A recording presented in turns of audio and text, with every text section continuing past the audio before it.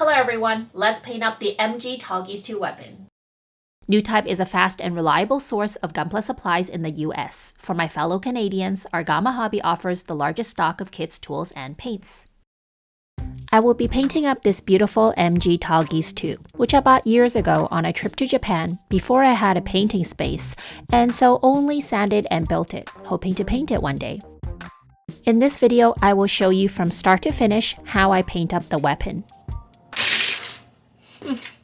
So here's my kit, the Tallgeese II. I'm gonna do a candy with pre-shaded parts, a bit like my MG red and blue frame that I did before in the past. This is a really common color scheme. So I'm gonna do that this time because I wanted to show how I pre-shade for my current shading challenge, which I'm holding on my Discord for anyone who wants to improve your pre-shading. I've already done a 27-minute narrated version of me showing some pre-shading, but I'm gonna do it on an actual kit now. Also, by the way, you like my background? I got an IKEA pegboard. I've got three groups here. One group are the metallics. I might use two different metallic colors. This is gonna be both metallic and a gray. Most of the rest of the parts are gonna be something like a dark gray. Before painting, I always turn up the air pressure and blow off any dust from the parts. You can see I stuck a little masking tape on the ABS part, which I couldn't pull out but didn't want any paint on. I always paint the underside of my parts because you never know what might show up. For detailed parts like this weapon, I spray it twice, each time from two different angles, here left and right, to make sure I hit all the different surfaces. The first time I do a light tacky coat to give a coarse surface for the paint to adhere to, and then a wet coat. As I paint, I notice I missed sanding a part and go back to do it. Again, this is how I produce clean paint jobs. For any paint I plan to use only a small amount of, I mix it directly in the paint cup by loosening the nozzle and backflush. I'm not recommending this because the paint doesn't mix perfectly even and can clog the airbrush if it hasn't been cleaned frequently while painting. It's just a fast and lazy way. I paint the tip of this part, which will be masked off, and the rest with the custom gray color.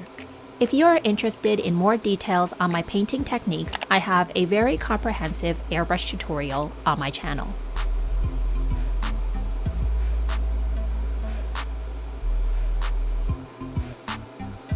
I use a pure black here, but any gloss black will do as a base for my metallic parts. Make sure to get a good wet coat for a glossy finish for the metallics. I quickly clean my airbrush between paint colors and run some thinner through it.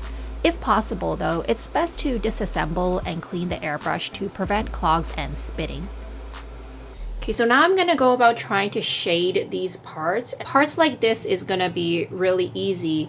What I would be shading is this here would be the lighter part and then the rest would be dark, maybe a touch here. This is actually gonna be quite difficult. There's a lot of details on this. I also chose a color that isn't really that dark. I feel like I should have went a little darker in this underlying color. So I think what I'm gonna do is paint the lighter color here, a lighter color here, and then maybe here. Maybe a touch here. It's really gonna depend as I paint, and I'm gonna see how I can execute it. And then this underside part, a lighter color here, here, here, here, here. And I am using a 0.3 airbrush and I don't feel like changing airbrushes to do this. You'll notice that I always do a test spray before painting to make sure the paint is flowing well before hitting my part. I use about 25 psi for all my paint jobs, unless I specify otherwise. The airbrush I use has an air pressure adjustment screw, which I adjust to a pretty low air pressure while pre-shading. Less paint will flow through so that I can slowly layer on my paint, but the paint can look a bit grainy. It's not a big deal because we will work on creating a gradient, and using a flat top coat will even things out a lot.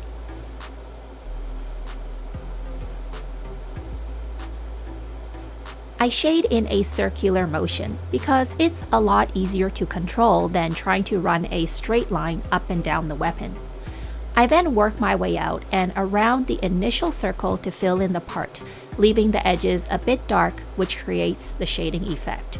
I then go back to paint just the center to create a kind of highlight center color, but also to bring out the true color of the paint, because I don't want just a muddy gray color. To get an even softer gradient, I turn up the air pressure and fill in the whole part with a strong light coat of paint. If you like stronger shading, you can skip this part.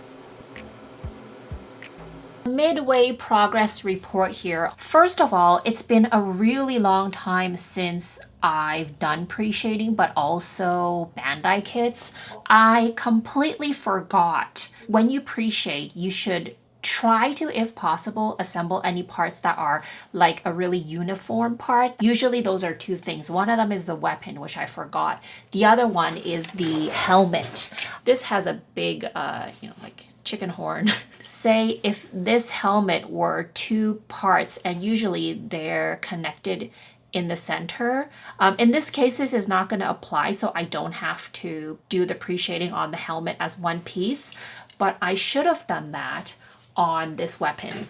So I had a really hard time fumbling and rambling here, trying to just explain two basic points. Number one, that halfway through spraying the other half of this weapon, I noticed my airbrush was spitting debris, little specks of paint and dust onto my part, which I try to show you here, meaning it was likely clogged. I was kind of in a rush and not cleaning my airbrush out enough, and sometimes paint builds up at the needle. In this case, I usually stop painting, clean my airbrush, let my part dry, and then sand off the debris. A lot of people think clean paint jobs come from airbrushing technique, which is a part of it, but the other half is just keeping a clean and dust-free workstation and always keeping the surface of my parts clean and smooth throughout the entire painting process, whether that's sanding nubs at the beginning, cleaning up airbrush debris, or dust that's stuck on my part. Point number two, I felt like the shading was not really dark enough, so I actually end up repainting some parts.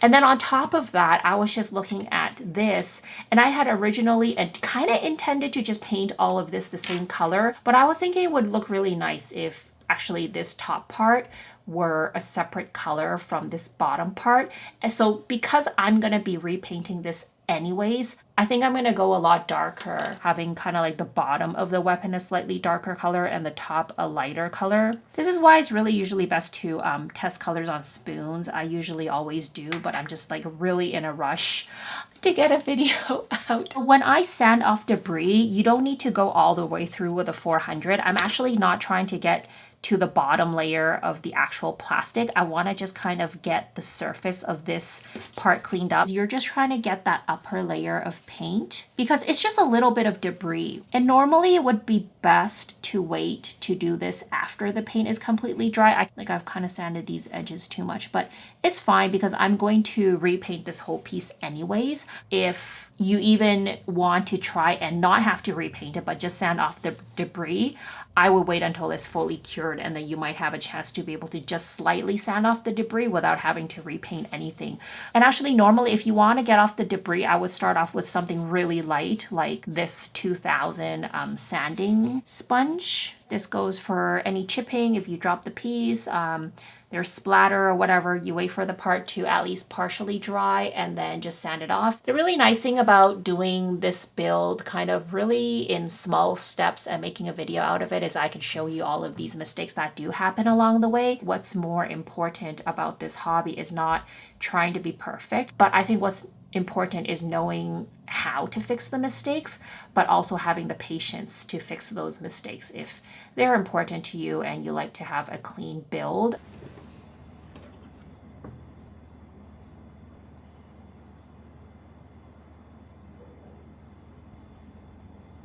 I'm gonna assemble this because I'm gonna paint this as one piece. a little shading there. So the reason why I'm doing this by cutting off each piece is because it's hard to wrap the masking tape around a circular part without it kind of bending and wrinkling. Push the tape in and just make sure it's within the panel line.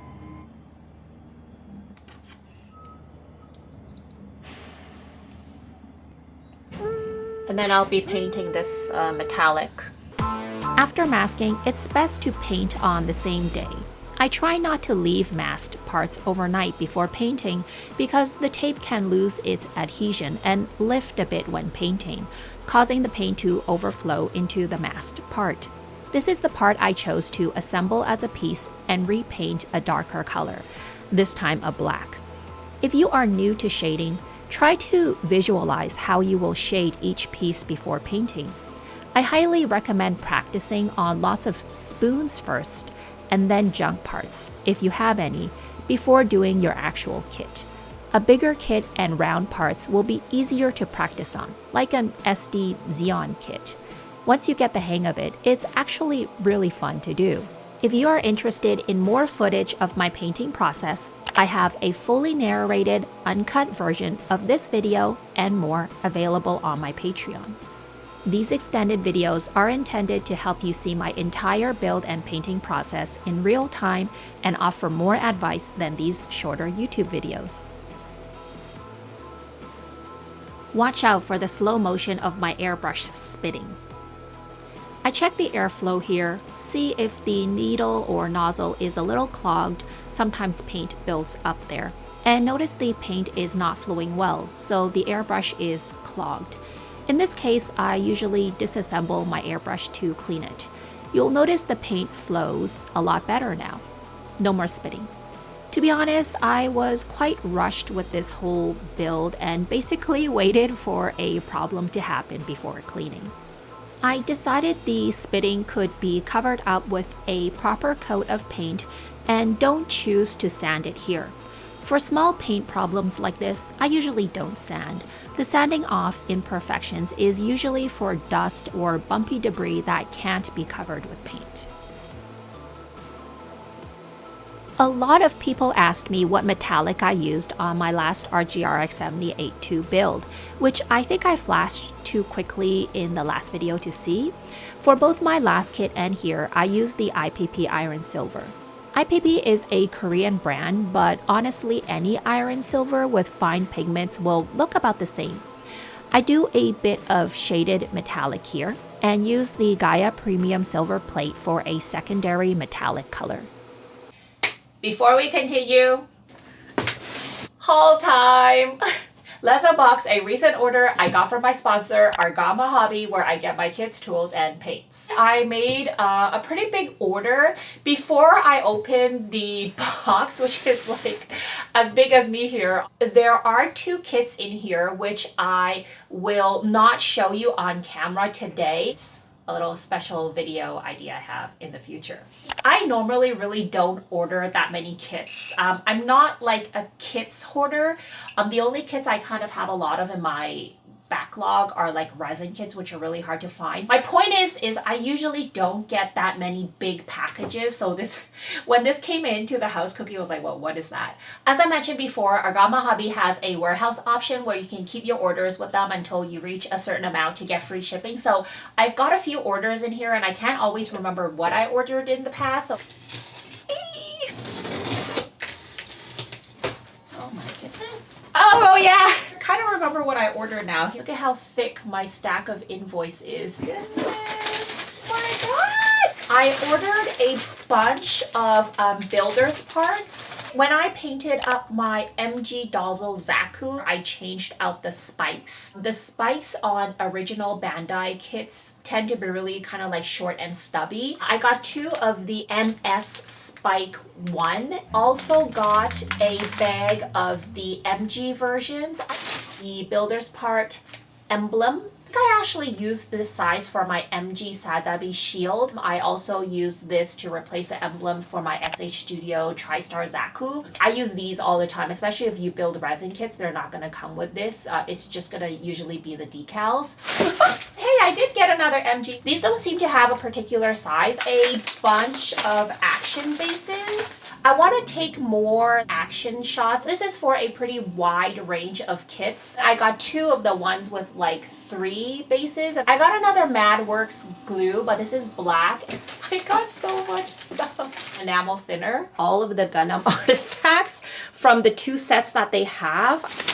I didn't really care what the kit was. I just wanted all of them. Phase 2. So I guess that is the second set. The full armor Gundam, Gundam Thunderbolt, Assault Buster Gundam, Dome, Zaku 3. I think my favorite would be the Dome, the Zaku, maybe the full armor, Jim, Thunderbolt, Assault Buster Gundam would be the last one. I'm not too familiar with this kit. I know that these are not like a new thing, but I never got to have a chance to get my hands on them. Got 6, 7, 8, 9, 10. This set 5. Zaku Cannon, Hakushiki, Dio, Double Zeta, Silver Bullet Suppressor. I'm not familiar with this kit. My favorite is the Dio. I love the bulky chunky kits. These are all of the artifact. I'm thinking of hand painting these instead of using an airbrush. I didn't really decide yet also if I should paint them kind of like Warhammer style, some shading and highlights, or if I should paint them like a really clean out of factory look. I don't want to open these now. I'm thinking about painting in like a live streaming series. Maybe every week I'll hand paint a little bit of this and then compile that into a final video. But maybe once my daughter goes to school full time, starting in the summer, so in around like 2 months, I might start to kind of consider doing that. Or even if it's not live stream, maybe I'll just do a video of it. Inside the 2 kits that I pulled out, a MG Barbatos water slide decal. I do have this kit. A metal etching part. Here was my haul, and thank you again so much to Argama Hobby for your support. So I finished painting everything. I've pulled out some pieces I want to enamel hand paint. And I do consider how many decals there are on the weapon. The decal game here is pretty weak. It's literally like 1 decal each side. I'm gonna definitely be adding a few more of my own decals. These are the colors I have chosen, mostly a range of metallics and grays, and little baby is here with me. She just woke up from her nap. Did you have a hard time waking up? Yeah. Let's get on to enamel hand painting. I originally painted a black with a toothpick, changed my mind and erased it with thinner, went in with this cheap $1 Korean brush, and repainted it in a gray. I didn't like the harsh contrast of the black. I wanted to keep the colors about the same as the weapon and a little bit more subtle. I've got the decals prepared. After the enamel hand painting, I'm gonna let it dry before I handle the parts and do decals. That's really important to be patient whenever you're painting. I always try to consider the hand-painted details when applying decals, trying to create an even balance, not too few or too many decals. I should have panel lined this before I did the enamel hand painting. I forgot. And now I'm going to just try to panel line it without the panel line accent touching the enamel hand paint, especially in this circular part. If I dab here, I think it will flow into this circle. If it doesn't, it's not the end of the world. I can do the panel line after I do a top coat. And I want to do a top coat first before I paint some of these silver details, because the silver detail will be too close to this gray. If I smudge the silver, I won't be able to erase it because of this gray here. And also, I generally like the look of metallics without a top coat. And I can tell this panel line is really deep and it's gonna flow really well down this. I think it has flowed into the circle, so that's good enough for me.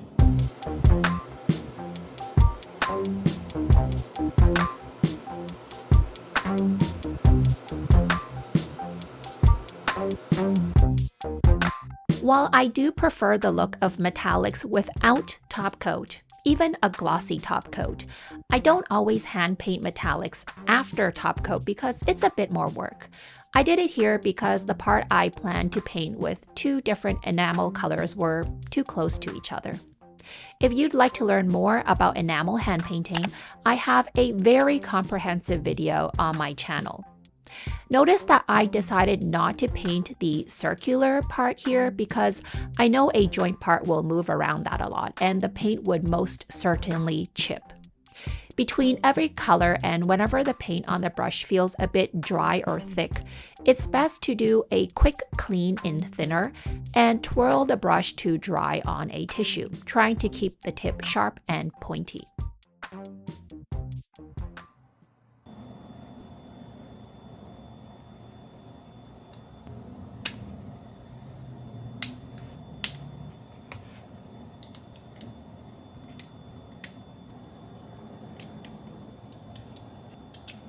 So tight.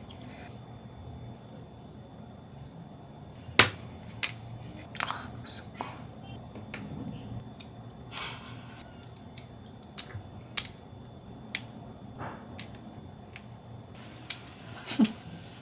If I hadn't done this weapon at the beginning, I totally would not have spent this much time on it.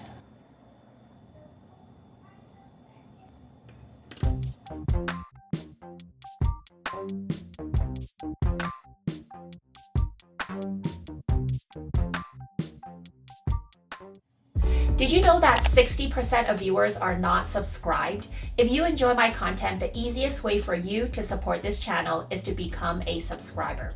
Of course, also a huge thank you to my amazing Patreon supporters who receive special perks like real-time extended versions of my work in progress videos, access to my private Discord server, and the Shading Group Challenge, which is still open for registration. Happy building, everyone. 뽀뽀해주세요. 진짜 아니고 그냥 이렇게 해봐. 이거 이거 유리 거. 유리 거. Hi, Cookie. Is this your favorite restaurant? Yes, this is Korean Chinese restaurant. Yes. 이렇게 해야 되는. Thank you. 와. 짜장면. 한입 드세요.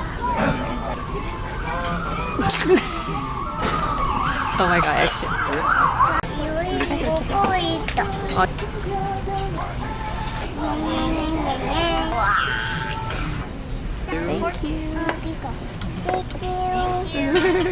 이거 유리 거.